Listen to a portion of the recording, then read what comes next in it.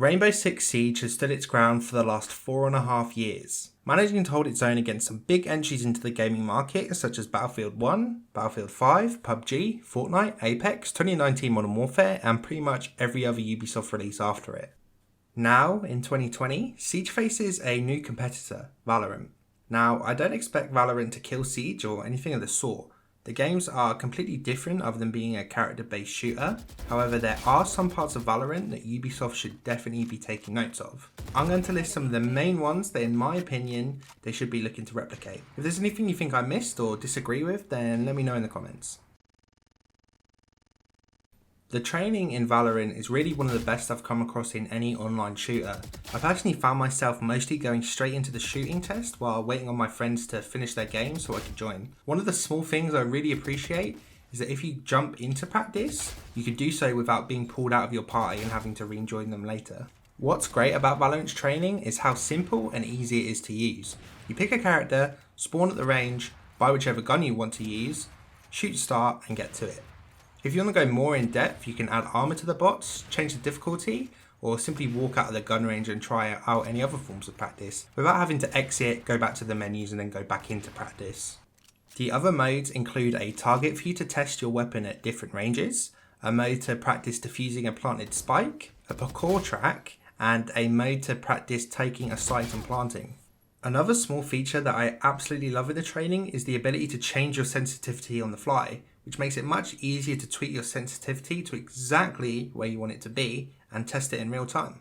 Compare all of the above to Siege, which has very little in the sense of training. The closest would be Terrorist Hunt and/or Situations. However, in my opinion, they don't really work too well. Both can be good warm-ups. However, one big difference for me is that the hit reg on either doesn't feel like it does in online games. Because you're playing on 0 ping, the game is a lot more reactive to your shots in T-Hunt or Situations.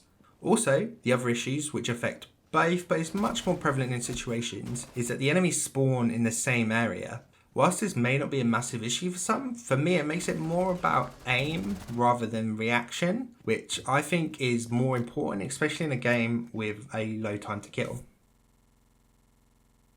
When Rainbow Six launched, it was the only game, that I'm aware of at least, with a point and click ping system. However, since its release, other games have taken that and fine-tuned it.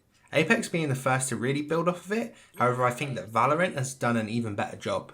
Ubisoft did announce at the 2020 Invitationals that they were already looking to further develop their ping system to be a lot more like Apex, where you look at something and then can ping it out, such as a Capcan trap. Personally, I don't really know if this is the best way to build on the current ping system. It fits well in a BR game and certainly may have a place in Siege, but I think they should now look to Valorant for future ping improvements.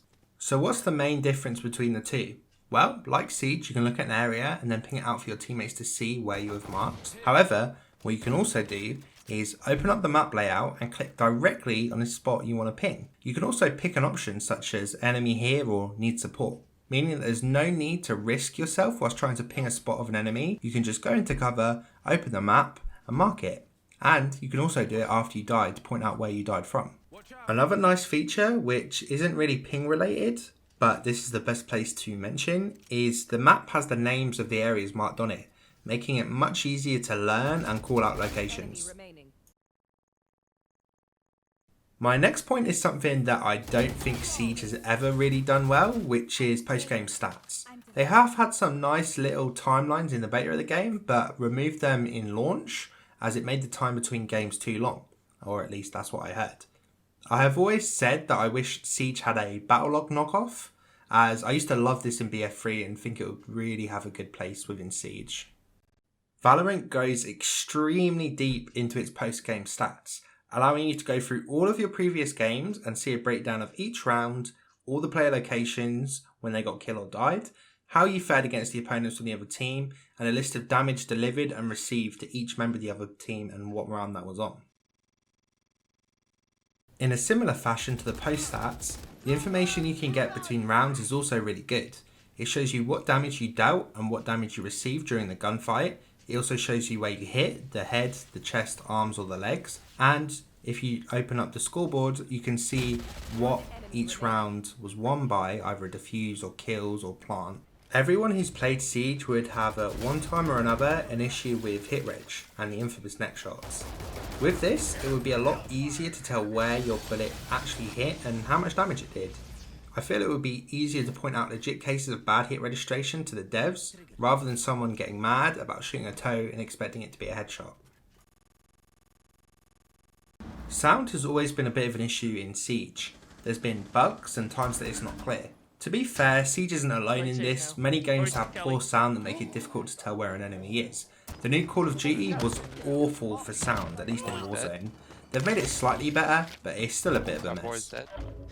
Valorant, on the other hand, has amazing sound. The only criticism I've heard of it is that it's a little too good and you can hear people from a large distance away. But in my opinion, I would prefer to have good sound that's a little too good than sound where I have no idea where the enemy is coming from. Siege does have vertical gameplay, which Valorant doesn't, and therefore sound is always going to be a little bit harder. I would really love to see how Valorant is going to handle vertical sound if they introduce more verticality in any future maps. That pretty much wraps it up for my list of what Siege can learn from Valorant. It still is early days for Valorant, and the game is still in closed beta, but I feel what they've launched so far has done pretty well. I'll be interested to see how they're going to handle the esports side of the game, and I may do a future video on that, comparing the two esports side in the future. However, as Riot has already dealt with League for ages, I'm sure that we'll see a pretty similar setup, which may not be too surprising, but we'll have to see. Thank you for watching. As I said, if I missed anything or if you disagree, let me know in the comments. It's been a while since I made a video, so if you stuck around this long, thank you. And if you watched right to the end of the video, thank you even more. I don't know when I'll be making the next video or what the plans are, but I've been playing Valorant recently and I really enjoyed it, and I'm hoping Siege can learn its lessons like it's done with the ping system for Apex.